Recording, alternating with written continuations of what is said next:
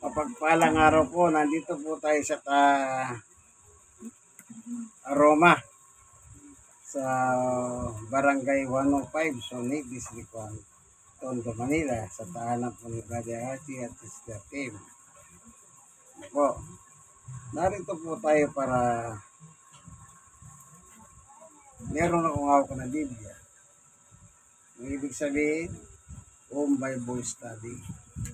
Alam niyo po, yung pakikinig ng salita ng Diyos ay malaking bagay po sa buhay, sa buhay ng tao. Bakit po malaking bagay yan? Tignan nyo po, babasahin natin kung gaano kahalaga sa pakikinig ng Home Bible Study. Una, ikaw na yung dinadalaw sa bahay. Malaking benefits yan kung ikaw na yung dinadalaw sa bahay. Pero may mga tao po, kahit dalawin mo sa bahay, sometimes mabibigo ka. Kanina lang po 5 years siyang stroke. Nakita ko, kasama niya stroke din. At sabi ko, gusto nyo dito na lang tayo mag-Bible study sa bangketa. Sabi nung isa, hindi sa bahay. Pero ayaw ko po sa bahay. Kasi meron pa akong pupunta. Kaya gusto ko, dito na lang tayo. So yung isa naman, 5 years ng stroke, ang sabi niya, ayaw niya. Nung tinanong ko siya ng diretsong tanong, gusto mo bang makapaginig ng salita ng Diyos? Ang sagot niya, hindi. Umihilig siya. Kaya, iniwan ko na po siya. So, tinangay ko yung isa, dinala ko naman po sa isang stroke. Doon po kami nag-Bible study. Kumbaga, stroke sa stroke. Praise the Lord. Bago tayo papalawak sa Biblia, tayo muna po panandaliang manalangin. Panginoon Diyos, aming Ama na makapangyarihan sa lahat. Minsan pa, samahan mo po kami sa aming pagbubulay ng iyong salita. Dito po sa tahanan ni Brother Archie, Sister Kim. Buksan mo po ang aming mga kaisipan, maging ang manunod ng video ito, sapagkat napakahalaga na kami po ay makapakinig ng iyong salita. Sapagkat ang iyong salita ay malaking pakinabang sa aming parte. Salamat po sa ngalan ni Jesus. Amen. Kaya ko po sinasabing napakapalad po ng tao na siya nakakapakinig ng Bible study. Unang-una, ang sabi ni Apostol Pablo, dito po sa unang Korinto 9:23, ginagawa ko ang lahat ng ito alang-alang sa mabuting balita o salita ng Diyos. Alin ang ginagawa ni Pablo? Si Pablo po ay tinalaga ni Jesus bilang apostol sa mga hentil na mangangaral po. Yun po ang sinasabi niyang ginagawa ko ang lahat ng ito. Yung mangangaral siya ng salita ng Diyos. Sunod, ano nakalagay? Upang makabahagi ako sa mga pagpapala nito. So, ibig sabihin po, yung nakikinig ng Bible study, gaya nito, pinagpapala sila ng Diyos. Kumbaga, sa salitang kalye, ako na yung lumapit, ako na yung nagmensahe, pero ang paginabang sa iyo.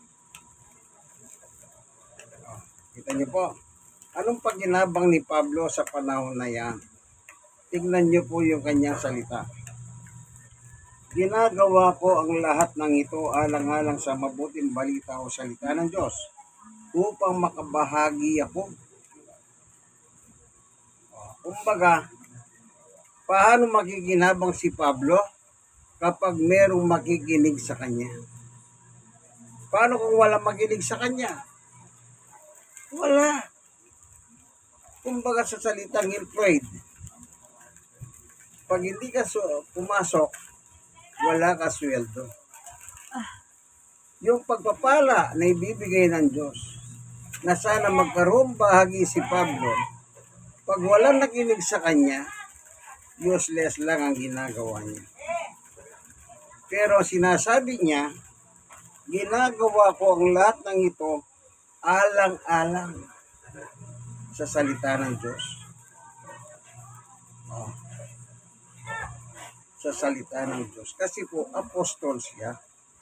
Kaya hindi niya pwede pabayahan ang ministeryo binigay sa kanya ni Jesus. Nang siya po ay kausapin mula sa langit at si Pablo naman ay nasa Damasco. Nung i-assign niya si Pablo bilang mangangaral sa mga kahentilan. Tignan po natin ang sinabi ni Jesus at Pablo sa kanilang conversation dalawa. Dito po sa Gawa 26:12. Yan po ang layunin ng pagpunta ko sa Damasco. Taglay ang kapangyarihan at pahintulot ng mga punong saserdote, the high priest, ang ibig sabihin sa English. Nang katanghalian tapat habang kami naglalakbay, nakita ko po, Haring Agripa, ang isang matinding liwanag mula sa langit, manining pa kaysa araw.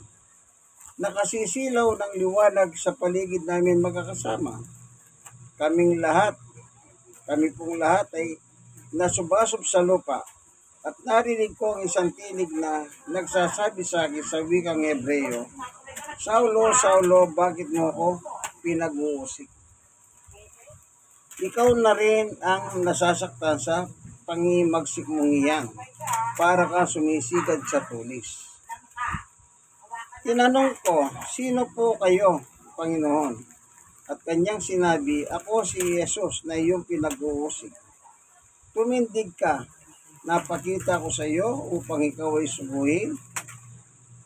Magpatotoo ka tungkol sa nakita mo ngayon at sa ipakikita ko pa sa iyo. 17. Ililigtas kita sa mga Hudyo at mga Hentil na pagsusubuhin ko sa iyo. 18. Susubuhin kita sa mga taong iyon upang imulat ang kanilang mga mata, upang ibalik sa kaliwanagan mula sa kadiliman at sa Diyos mula sa kapangyarihan ni Satanas. At sa pamamagitan ng pagsampalataya nila sa akin, sila'y patatawarin sa kanilang mga kasalanan at mabibilang sa mga pinapaging banal. Ito po ang assignment ni Pablo na nangitalaga siya ni Jesus. Si Jesus nasa langit, si Pablo nasa Damasco. Ito yung journey to Damasco, na kung saan may dalang sulat si Pablo mula sa dakilang saserdote sa panahon na yon upang hanapin yung mga mananampalataya kay Jesus. Pinag-uusig, pinabibilanggo, pinahihirapan at pinapapatay. Pero ito nga po ang sabi ni Pablo. Anong sabi niya? Yung pangangaral niya, ano yan? May dahan ng pagpapala. Kaya hindi po siya humihinto. Anong sabi niya? Ginagawa ko ito. Tingnan natin. Ginagawa ko lahat ng ito alang-alang sa salita ng Diyos. Kasi meron Diyos nagtalaga sa kanya. Alang-alang sa Diyos. Ibig sabihin, kumbaga, halimbawa, naghahanap buhay ka, meron kang employer, employee ka. Bakit ka nagsisikap sa hanap buhay mo? Alang-alang sa employer mo. Alam niyo po nung araw, yung employer ko po, masasabi kong walang iya. Bakit walang iya? Nilalamangan kami sa lahat. Pero nagsikap po ako magtrabaho. Minahal ko ang trabaho ko kasi po mahal ko ang pamilya ko. At kaya kong buhay ng aking trabaho. Kahit na binawalang iya po ako ng management. Yan ang sabi ni Pablo. Alang-alang sa salita ng Diyos, ginagawa ito. Kumbaga, nag-rally po kami. Hindi ako sumali sa rally. Hindi ako sumali. Eh bakit? Baka magsara yung kumpanya. Paano naman yung pamilya ko? Kaya ako, sa opisina ako, panig, ay sa management ako. Pero wala kaming away ng mga nagrarally at kami. Hindi kami nag-aaway kasi dati kami magkakasama eh. Ganon nga si Pablo. Alang-alang sa salita ng Diyos. Kaya ginagawa ko ito. Pero sa kabila ng ito na kanyang ginagawa, ito'y paladahan ng pagpapala sa mga taong nakikinig sa kanya. At doon sa pagpapala na yon, nagkakaroon po ng parte si Apostol Pablo. Po, sa isang talata po, ang sabi ni Apostol Pablo, tingnan lang natin. Sa ano bang talata yon? Tingnan po natin sa 4 ng Pilipos sa 19. At buhat sa kayamanan niyang hindi mauubos, ibibigay niyang lahat ng inyong kailangan sa pamamagitan ni Kristo Jesus. 20. Purihin ang ating Diyos at Ama, magpakailanman. Amen. Anong sabi ni Pablo? Yung kayamanan ng Diyos hindi nauubos. Ibig silang sabihin, ibibigay ang lahat. Ibig sabihin, pag magbigay pa ng pagpapala ang Diyos ay unlimited. Unlimited. Kanino ibibigay ng Diyos yan? Di natural yung nakikinig. At hindi lang mga pagpapalang material, maging pagpapala sa spiritual po yan. Kasi kung magbigay po ang Diyos, hindi lang material, spiritually pa. Bakit? Binubuo tayo ng katawan at espiritu eh. Alang naman ang bibigay ng Diyos for material. Paano naman yung espiritu natin? Paano yun? Kaya nga, sabi ni Jesus, ito naman po yung para sa espiritu. Sa 1:63, ano pong sabi ni Apostol Pablo ay ng Panginoong Jesucristo? Ang espiritu ang nagbibigay buhay. Hindi ito magagawa ng lamang. Ang mga sinalitang sinabi ko sa inyo ay espiritu at buhay. Yung salita po ni Pablo galing kay Kristo. Yung salita ni Kristo galing sa Diyos. Ano ang dala? Buhay. Yun po yung pang-spiritual. Bigyan ko yung halimbawa. Kapag lobat ka, anong gagawin mo? I-charge mo yung cellphone mo. Ang cellphone naglolobat. Ang tao rin po naglolobat. Pero kapag nakakapaginig ng salita ng Diyos ang tao, nare-recharge po ang kanyang spirituality. Kaya sabi ni Juan, dito sa tingnan natin yung sulat ang sabi sa ikatlong 1,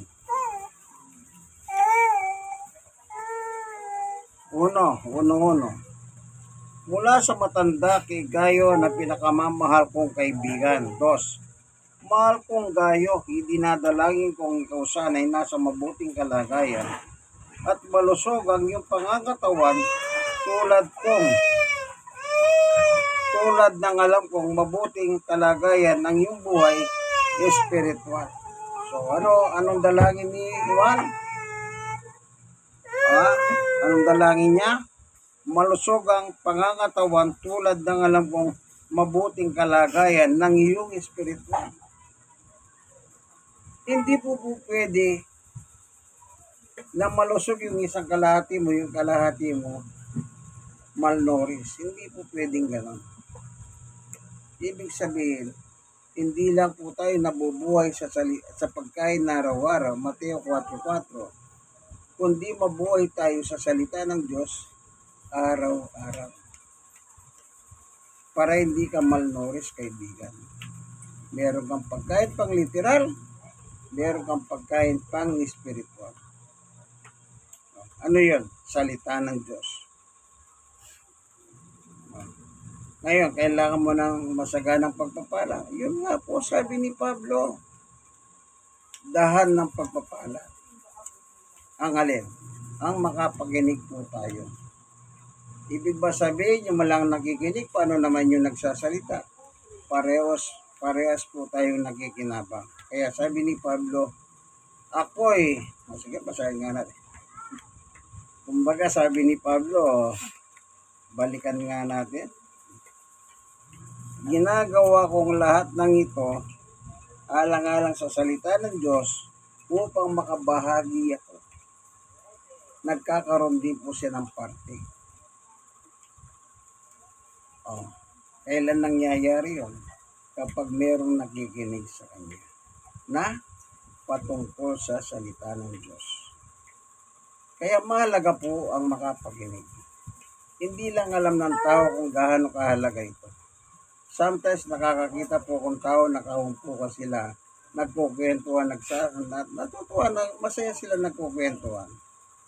At ang ginagawa ko, pwede po ba mag-share sa inyo na salita ng Diyos? Anong nangyari? May sumasabi ng ganito, marami akong gagawin, uwi muna ako. Ay, meron pala akong hinihintay. Ay, magsasayang pa pala ako. Hanggang isa-isa, nawawala. Kita niyo po. Pero, pagbibigyan mo sila ng ayuda, napakasipag po at magkikipag-away ka. Pero pagdating sa salita ng Diyos, higit pala sa pagpapala ang ibibigay ng Diyos. Siksik, liglig, mahapaw. Yun ang hindi alam ng tao. Pero kapag sinabi mong magbibigay ka ng 1 kilong bigas, 2 sardinas, 2 noodles, 1 itlog, mabilis pa sa 4:00 ang tao. Ganyan po ang nature ng tao.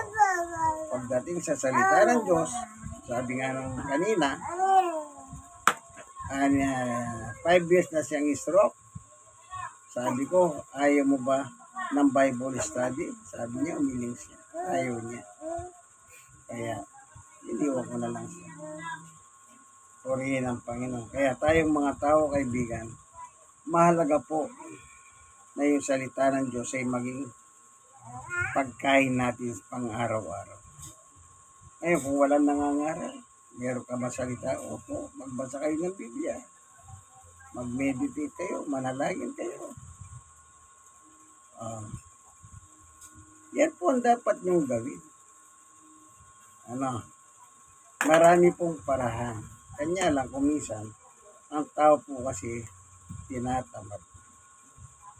Alam niyo sa inyong pakikinig ng salita ng Diyos, doon po tumitibay ang inyong pananampalataya sa Diyos. Ibig sabihin, doon po lalong yung tumitibay po. Imbis na maging weak o mahina, kapag nakakapaginig ka ng salita ng Diyos, tumitibay ang iyong pananampalataya. Kasi yan po ang paraan ng pananampalataya, yung makinig tayo. Yung iba sabi, narinig ko na yan. Huwag po kayong maniwala sa ganung mga katwiran. Kahit paulit-ulit po ang salita ng Diyos, nakakita na ba kayo ng asahan at saka ng kutsilyo? Para magiging matalim ang kutsilyo. Di ba inaasang ganyan? Di ba? Pagkat. Pagkatapos niya nag-cut ng karne, cut. Tapos, di po ba? Bakit inaasa niya pa rin? Samantalang inaasa na niya. Bakit? Kasi po, tuwing gagamitin mo, nababawasan yung talim niyan. kaibigan. Kaya paulit-ulit na inaasa yan. Ganon din po ang salita ng Diyos. Kahit paulit-ulit mo siyang napapakinggan, nakita niyo na siguro ang diferensya. Ang kutsilyo, literal. Pero yung salita ng Diyos, pang everlasting. Meron tayong buhay dito. At meron tayong buhay sa inaharap. Yun ang kailangan natin. Yung spiritual. Alam niyo, sabi ng Panginoong Yesus, dito po sa San Lucas 18:8, ganito po ang nakasulat. Ito. Ngunit pagdating ng anak ng tao sa daigdig na ito, may makikita kaya siyang mga taong nananalig sa Kanya. Sino yung nananalig sa Diyos? Yun nakikinig na salita ng Diyos. Kasi po, sa pakikinig mo, yun nga sinasabi ko, mas lalong tumitibay ang pananampalataya mo sa Diyos. Yun ang proper way ng Diyos. Kaya sabi ni Jesus kay Pablo, susuguin kita sa mga hentil. Ito panguli. Anong sabi niya doon sa 18, second paragraph ng Gawa 26? Yung binasa ko kanina, Gawa 26:12 hanggang 18 po yun. Tuloy-tuloy yun lang basahin. Kunin lang natin yung 18. Anong sabi ni Apostol Pablo? Sabi ng Panginoong Yesus, at sa pamamagitan ng pagsampalataya nila sa akin, sila'y patatawarin sa kanilang makasalanan at mabibilang sa mga pinapaging banal. Paano ka pinapaging banal ng Diyos? Kailangan makinig ka, kaibigan, ng pangangaral. Sa iyong pakikinig, doon ka ngayon naaasa. At doon tumitibay ang pananampalataya mo. Yun ang nagpapabanal sa iyo, kaibigan, sapagkat ang salita ng Diyos ay banal. 1:17. Ang salita mo ay katotohanan. Sabi ng Lord Jesus sa kanyang panalangin. Ano po? Tandaan niyo po, ang Biblia kumpleto Ricados. Kumbaga sa pagkain, eksaktong-eksakto po ang lasa niya. Kaya tayo pong mga tagapakinig ng Ebanghelyo, hindi po tayo dapat magsawa. Nasabi nga ng iba, ay nakakasawa na yung ulam na yan. Pero pagdating sa salita, dapat po huwag niyong pagsawa. Bakit? Kung nga po kung 30 minutes ako nagsasalita, hindi ako nagsasawa eh. How much more kung kayo po. Ano po? Sige po, ano? Salamat, Panginoon Diyos. Hanggang dito na lamang po ang pagtuturo mo sa amin ng iyong salita. Buksan mo po ang puso't isip ng bawat isa. Ganon din po ang manonood ng video ito. Panginoon Diyos, i-bless mo po ang tahanang ito. Si Brother Harty, Sister Kim, at ang kanila pong 3 anak. Ito po, O Diyos, ang mapagpalang Diyos. Tunan mo po ang kanilang mga pangangailangan, hindi lang po sa material na bagay, higit sa kanilang spirituality na kalagayan. I-bless mo po, ingatan mo itong lugar nila, bigyan mo po silang payapat na himbing na tulog, at gisingin sila sa umaga, taglay ang pagbago, buhay at lakas na dimasin. Maraming salamat po, Panginoong Diyos, sa iyong walang hanggang kapurihan, sa ngalan ng aming Panginoong Yesus. Amen and amen. Praise God. God is good. Meron kayo narinig. Ibig sabihin, meron akong kasama. Pero hindi na po natin sila pipicturan. Sa akin na lang po. God bless us all. Bye. Barangay 105 ito ha. Kayong mga taga Barangay 105, kung mapanood nyo, gusto nyo mag-Bible study tayo sa inyo, mag-iwan na kayo ng mensahe. Bye-bye.